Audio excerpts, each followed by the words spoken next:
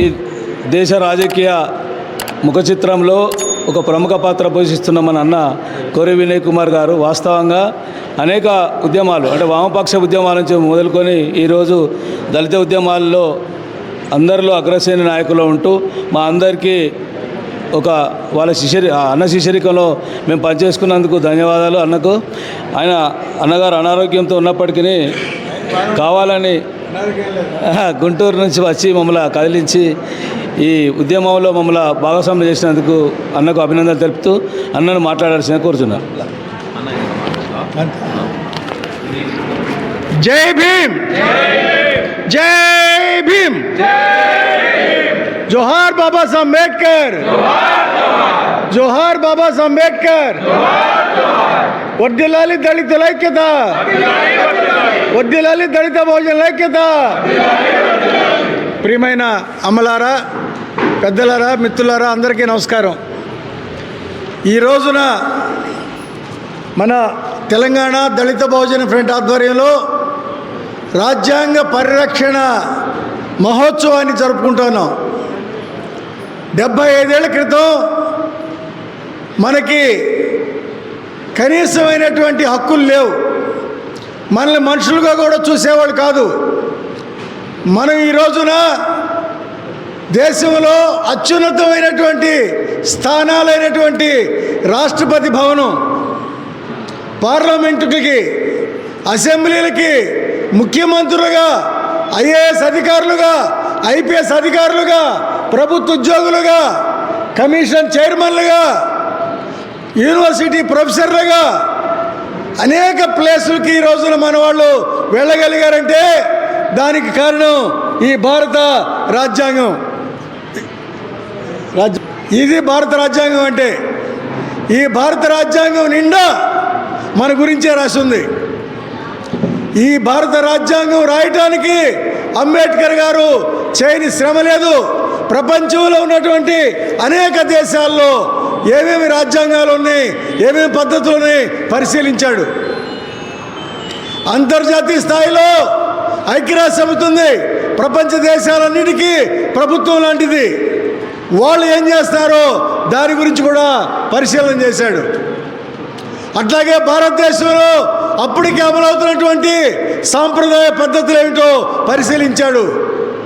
కులాలు ఎట్లా ఉన్నాయి, మతం ఎట్లా ఉంది, భాషలు ఎట్లా ఉన్నాయి, ప్రాంతాలు ఎట్లా ఉన్నాయి, మనుషుల జీవితాలు ఎట్లా ఉన్నాయి, వాళ్ళ ఆడవాళ్ళు ఎట్లా ఉన్నారు, మగవాళ్ళు ఎట్లా ఉన్నారు, వివాహ పద్ధతులు ఎట్లా ఉన్నాయి, ఆరోగ్య పరిస్థితులు ఎట్లా ఉన్నాయి, చదువు ఎట్లా ఉంది, అనేక విషయాల్ని పరిశీలించాడు. చరిత్రలోకి వెళ్ళాడు. పురాణాలు, రాజులు, రాజ్యాలు, మన ధర్మశాస్త్రం, పురోహితులు, రాజులు, సైన్యం, కూలి చేసుకునేవాళ్ళు, అంటరాని వాళ్ళు, అనేక విషయాల్ని పరిశీలించాడు. అన్నిటినీ అవగాహన చేసుకుని ఈ దేశంలో మనుషులందరూ సమానమే, మనుషులందరూ గట్టి చెప్పాలి, మనుషులందరూ అనేటువంటి ఒక సమాజాన్ని సృష్టించాలని, మనుషులందరూ ఆడ మగ తేడా లేదు, ఆ కులం ఈ కులం తేడా లేదు, చిన్నవాళ్ళు పెద్దవాళ్ళు తేడా లేదు, అంటరాని వాళ్ళు అధికులైన తేడా లేదు, డబ్బులున్న వాళ్ళు పేదవాళ్ళు తేడా లేదు, అందరూ సమానమే అని చెప్పేదానికి ఏమిటి సూత్రాన్ని కనిపెట్టాడు? ఆ సూత్రం పేరే ఓటు. ఒక మనిషి, ఒక ఓటు, ఒక విలువ. 1 మ్యాన్ 1 ఓట్ 1 వాల్యూ. ప్రతి మనిషికి, ఆడైనా మగైనా, ఈ ఊర్లో ఉన్నా, ఢిల్లీలో ఉన్నా, పల్లెలో ఉన్నా, ఢిల్లీలో ఉన్నా, చదువుకున్నా చదువు లేకపోయినా ఎవరైనా సరే సమానమే అనే సూత్రాన్ని ప్రవేశపెట్టాడు. అదే శంకరన్న నవంబర్ 26 నుంచి ఈ రోజు వరకు ప్రచారం చేశారు. దళిత బహుజన ఫ్రంట్ కార్యకర్తలందరూ అనేక ప్రాంతాల నుంచి వచ్చారు. ఈ రోజున అనేక సంఘాల నుంచి వచ్చారు. ఈ రోజున ఇంతమందిని చూస్తే కడుపు నిండిపోయింది. ఈ రోజున కింద కూర్చున్న వాళ్ళు, పైన కూర్చున్న వాళ్ళు అంబేద్కర్ బిడ్డలు. జోహార్ బాబాసాహెబ్ అంబేద్కర్. ఈ నినాదం ఇక్కడ కాదు, పార్లమెంట్లో ఈ రోజున 75 ఏళ్ల క్రితం అంబేద్కర్కి అంత గుర్తింపు లేదు, అంత అంగీకారం లేదు. ఒక్క మనిషిగా మన తరపున మాట్లాడాడు. ఆ ఒక్క మనిషి ఈ రోజున ఆయన మాట్లాడితే పార్లమెంటు భవనం ఆయన తరపున మాట్లాడుతుంది, అసెంబ్లీలు ఆయన తరపున మాట్లాడుతున్నాయి, విద్యాలయాలు ఆయన తరపున మాట్లాడుతున్నాయి. మనం మాట్లాడుతున్నా అగ్రవర్ణాల వాళ్ళు, ఆధిపత్య కులాల వాళ్ళు, డబ్బులున్న వాళ్ళు, కోటీశ్వర్లు, పార్లమెంట్ సభ్యులు, ముఖ్యమంత్రులు, మంత్రులు. ఇంతకుముందు మనం మాట్లాడాం, మన పల్లెల్లో మాట్లాడుకున్నాం, మన ఇళ్లలో మాట్లాడుకున్నాం. ఈ రోజున ప్రపంచం అంతా మాట్లాడుతుంది. ఆయన చదువుకునే యూనివర్సిటీలో కూడా, ఆయన యూనివర్సిటీలో అమెరికాలో చదువుకున్నాడు, లండన్ చదువుకున్నాడు, అక్కడ కూడా ఆయన బొమ్మలు పెట్టి గౌరవిస్తూ ఉన్నారు. ప్రపంచ మేధావి ఎవరైనా ఉన్నారంటే ఆయన పేరు బాబాసాహెబ్ అంబేద్కర్ అని. ప్రపంచంలో 139 దేశాల్లో ఆయన గురించి ఆయన పుట్టినరోజు జరుపుకుంటా ఉన్నారు. అంతటి మహానుభావుడు మన జాతుల్లో పుట్టాడు. అంత గర్వాన్ని, అంత పౌరుషాన్ని, అంత ధైర్యాన్ని, అంత విశ్వాసాన్ని, అంత గౌరవాన్ని మనకు అందించినటువంటి మహానుభావుడు పుట్టినటువంటి అస్పృశ్య కులాల్లో, అంటరాని కులంలో పుట్టిన మనం ఈ రోజున అన్న వెంకటయ్య గారి గురించి శంకరన్న చెప్పాడు, రమేష్ అని చెప్పాడు, నేను స్వయంగా చూస్తున్నా. నాకు చెప్తున్నా ఈ రోజున, అంటే వెంకటన్న లాంటి వాళ్ళు ఊరికొక్క మనిషి తయారైతే, ఆయన రాష్ట్రానికి ఒక మనిషి ఉన్నాడు, ఊరికొక్క మనిషి తయారైతే ఈ దేశంలో మనం పాలకులు అయిపోతాం. అంటే ఎందుకు ఈ మాట చెప్తానంటే, జాతి పట్ల ప్రేమ, చట్టం పట్ల గౌరవం, సమాజం పట్ల బాధ్యత, అధికారులతో పనిచేసే పద్ధతి, ఆ మెచ్యూరిటీ, ఆ పరిపూర్ణత, ఆ సంపూర్ణత, ఆ రాజకీయ అవగాహన, కుటుంబాల పట్ల, ప్రజల పట్ల, పేదల పట్ల, బాధితుల పట్ల ఉండాల్సినటువంటి ఔదార్యం, అట్లాంటి మనుషులు మనకి ఈరోజు కొరవయ్యారు. అంబేద్కర్ తరపున పనిచేయటం అంటే వెంకటన్లాగా పనిచేయటమే, శంకరన్లాగా పనిచేయటం, రమేషన్లాగా పనిచేయటమే కాదు, వెంకటన్లాగా పనిచేయాలి. ఎమ్మెల్యేలు, మంత్రులు, ఎంపీలు వాళ్ళ కులంలో పుట్టిన వాళ్ళు ప్రభుత్వ పదవిలో ఉంటే అధికారులు వెంకటన్లాగా పనిచేయాలి, స్పందించాలి, స్పందించే హృదయం ఉండాలి.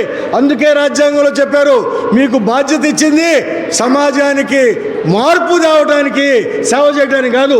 చాలామంది ఏమంటారంటే మేము సేవ చేస్తుంటారు, సేవ చేయడం కాదు, you are agent for the social change. నువ్వు సమాజం మార్పు కోసం పనిచేసేటువంటి ఒక నిపుణులు కలిగినటువంటి, ఒక బాధ్యత కలిగినటువంటి ఒక అధికారివి. ఒక ఎమ్మెల్యే అంటే సమాజ మార్పు కోసం పనిచేయాలి, ఎంపీ మార్పు కోసం పనిచేయాలి, మంత్రి మార్పు కోసం పనిచేయాలి, కౌన్సిలర్ మార్పు కోసం పనిచేయాలి.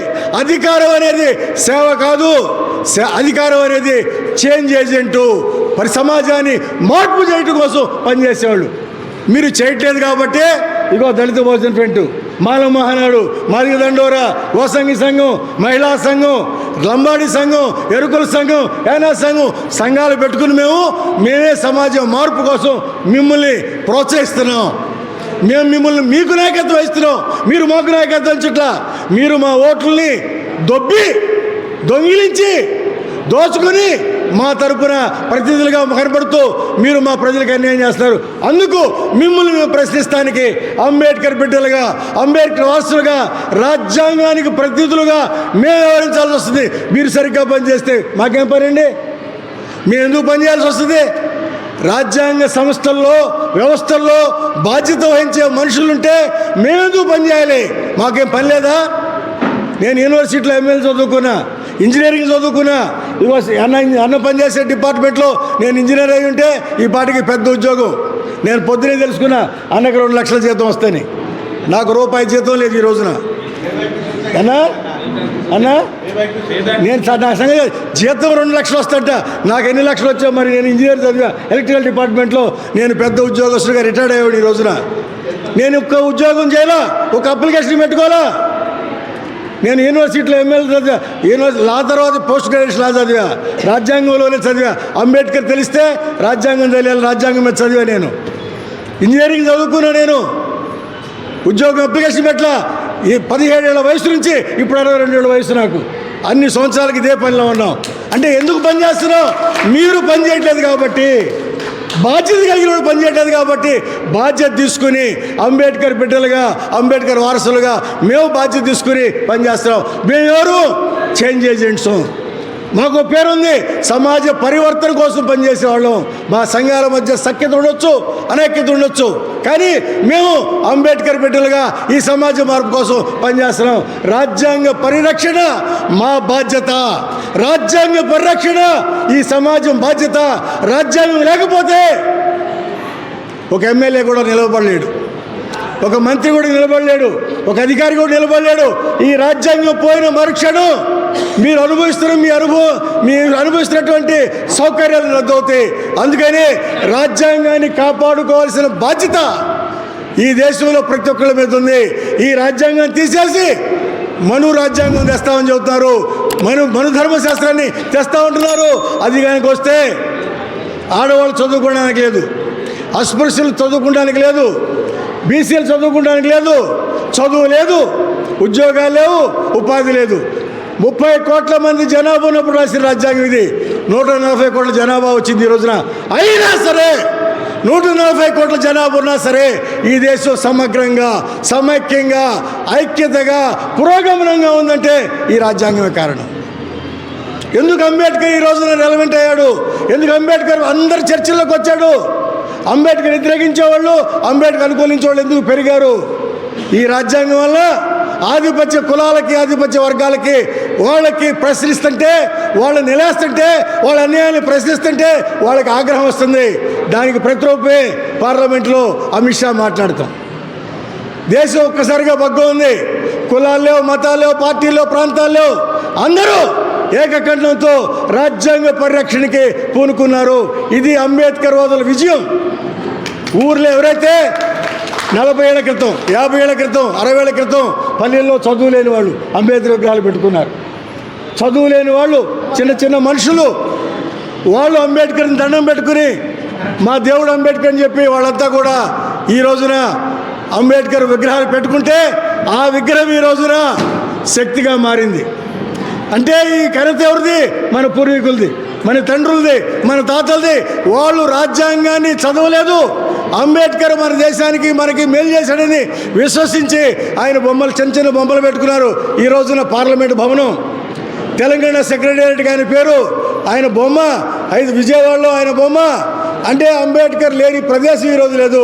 అంబేద్కర్ గారిని ఈ రోజున అందరూ కొలుస్తూ ఉన్నారు. ఇది మన పూర్వీకులు ఎవరైతే అంబేద్కర్ గారి పేరుతో పనిచేశారో వాళ్ళు మనకిచ్చిన స్ఫూర్తి, వాళ్ళ స్ఫూర్తిని కొనసాగిస్తున్నాం మనం. మన స్ఫూర్తితో ఈ రోజున సమాజంలో అన్ని కులాల వాళ్ళు, అన్ని పార్టీల వాళ్ళు మన అంబేద్కర్ గారిని గౌరవిస్తూ ఉన్నారు. ఇది మనందరి గౌరవం. అంబేద్కర్ సాధించిన గౌరవం కారణం ఈ భారత రాజ్యాంగం. అందుకే ఈ రాజ్యాంగాన్ని కాపాడుకోవాలి. ఈ రాజ్యాంగం ద్వారానే మన హక్కులుంటే ఏమనే దీనిలో మనం తల్లి గర్భం నుంచి భూతల్లి గర్భంలోకి వెళ్ళేదాకా ఎన్ని అవసరాలు ఉన్నాయో అన్ని అవసరాలు దీనిలో రాశారు. తల్లి గర్భంలో పడ్డ బిడ్డ దగ్గర నుంచి అంగన్వాడీలు, ఈ రోజున అంగన్వాడీ వచ్చిందంటే ఈ రాజ్యాంగం. మీ పిల్లలకి వ్యాక్సిన్ వేస్తున్నారంటే ఈ రాజ్యాంగం. మీకు లోన్లు వస్తున్నాయంటే ఈ రాజ్యాంగం. మీ పిల్లలు చదువుకున్నారంటే ఈ రాజ్యాంగం. మీ పిల్లలకి హాస్టల్ వచ్చిందంటే ఈ రాజ్యాంగం. మీ పిల్లలకి చదువు వచ్చింది, ఉద్యోగాలు వచ్చిందంటే ఈ రాజ్యాంగం. మీకు లోన్లు వచ్చినాయంటే ఈ రాజ్యాంగం. మీరు వ్యాపారాలు వేస్తారంటే ఈ రాజ్యాంగం. మీరు ఓటేస్తారంటే ఈ రాజ్యాంగం. మీలో వార్డు మెంబర్లు, కౌన్సిలర్లు, ఎమ్మెల్యేలు, మంత్రులు, ఎంపీలు అవుతున్నారంటే ఈ రాజ్యాంగం. మీరు చనిపోతే, మీరు ముసలి అయితే, మీ ఇంట్లో ఎవరైనా చనిపోతే పెన్షన్ వస్తుందంటే ఈ రాజ్యాంగం. వితంతు పెన్షన్లు, వికలాంగుల పెన్షన్లు ఈ రాజ్యాంగం. మీకు ఇల్లు కట్టారంటే ఈ రాజ్యాంగం. మీకు భూములు ఇచ్చారంటే ఈ రాజ్యాంగం. మీ మొత్తం బ్రతుకుని రూపొందించినటువంటి ఒక అద్భుతమైనటువంటి సిద్ధాంత గ్రంథం మనందరికీ ఉపయోగపడేది, మన జీవితాలు మార్పు చేసింది. అద్భుతమైన రాజ్యాంగాన్ని రాసి ఈ దేశాన్ని విడిపోకుండా, ముక్కలు కాకుండా, ఇన్ని కులాలు, ఇన్ని భాషలు, ఇన్ని ప్రాంతాలు, ఎన్నో కులాలు, ఎన్నో మతాలు, ఎన్నో సాంప్రదాయాలు, ఎన్నో భాషలు, ఎన్నో భూభాగాలు ఉన్న మన దేశాన్ని ఒక భారతదేశంగా, ఒక దేశంగా మార్చింది ఈ రాజ్యాంగం. ఇంత సమగ్రతని సాధించాడు కాబట్టే ఆయన ఈ రోజున అందరూ గౌరవిస్తున్నారు, ఆయన పట్ల ప్రేమను ప్రదర్శిస్తున్నారు, ఆయన ఆరాధిస్తున్నారు. ఆయన బిడ్డలుగా ఆయన రాజ్యాంగాన్ని కాపాడుకోవడం ఒకే ఒక లక్ష్యంతో మనందరూ కలిసి పనిచేయాలి. మన మధ్య విభేదాలు ఉండకూడదు, వ్యత్యాసాలు ఉండకూడదు. మనలో ఎవరైనా తయారవుతుంటే అభినందించాలి, వాళ్ళని ముందుకు తీసుకెళ్ళాలి. వాళ్ళందరినీ మనం ముందుకు తీసుకెళ్ళి వాళ్ళ ద్వారా మన జాతులకి మేలు జరిగేటట్టుగా, తద్వారా మనకి అల్టిమేట్గా చిట్ట చివరగా ఏమి సాధించాలంటే మానవ గౌరవాన్ని సాధించుకోవటమే ఈ రాజ్యాంగ లక్ష్యం. ప్రతి మనిషి సమానంగా స్వేచ్ఛగా కుటుంబంలాగా జీవించాలనేటువంటి ఒక అద్భుతమైనటువంటి ఒక రాజ్యాంగాన్ని మనకిచ్చినటువంటి మహానుభావుడిని స్మరించుకుంటూ, అట్లాంటి అవకాశం ఇచ్చినటువంటి ఆనాటి పెద్దల్ని స్మరించుకుంటూ, ఈ రోజుని ఈ రాజ్యాంగాన్ని కాపాడుతున్నటువంటి ఇట్లాంటి పెద్దల్ని గౌరవించుకుంటూ మనం ముందుకు సాగాలని, కలిసి కట్టుగా ఉండాలని, మనందరం కూడా ఒక తల్లి బిడ్డలాగా అంబేద్కర్ గారి వారసుల్లాగా జీవించాలని కోరుతూ మీ అందరినీ సెలవు తీసుకున్నాను. ఈ సభలో పాల్గొన్నటువంటి అనేక మంది దళిత బహుజన ఉద్యమ నాయకులందరికీ పేరు పేరున ధన్యవాదాలు చేస్తూ, ప్రత్యేకంగా అన్నగారిని వెంకటన్న గారిని ప్రత్యేకంగా మనస్ఫూర్తిగా అభినందిస్తూ, అన్న అవకాశం ఇస్తే మా గుంటూరు, మా విజయవాడ ప్రాంతాల అన్నని ఘనంగా సన్మానించాలి. ఎందుకంటే చెప్పాలి, తెలంగాణలో ఇక్కడ మంత్రి లేడు. దురదృష్టం, నేను కాంగ్రెస్ పార్టీతో సన్నిహితంగా ఉండేవాడిని. సోషల్ వెల్ఫేర్ మంత్రి లేడు. సిగ్గు ఇది, కాంగ్రెస్ ప్రభుత్వానికి సిగ్గు. నేను ఆ పార్టీ వాడిగా చెబుతున్నా. 1 సంవత్సరం కాలం అయిపోయింది, ఫంక్షన్ చేస్తున్నారు మీరు. సోషల్ వెల్ఫేర్ మినిస్టర్ లేడు. చరిత్రలో ఎప్పుడు జరగలేదు ఇది. సోషల్ వెల్ఫేర్కి మినిస్టర్ లేడు. సిగ్గుపడాలి కాంగ్రెస్ నాయకులు. నేను కాంగ్రెస్ పార్టీలో ఉండేవాడిగా చెబుతున్నా. నేను 4 సార్లు పోటీ చేసే కాంగ్రెస్ పార్టీ తరఫున. నేను సిగ్గుపడుతున్నా. అని అడిగా, ఎవరన్నా ఉన్నారా మంత్రి అంటే ఎవరు లేరు అన్నాడు. అయితే నువ్వేనన్నా మా మంత్రి అని చెప్పాడు.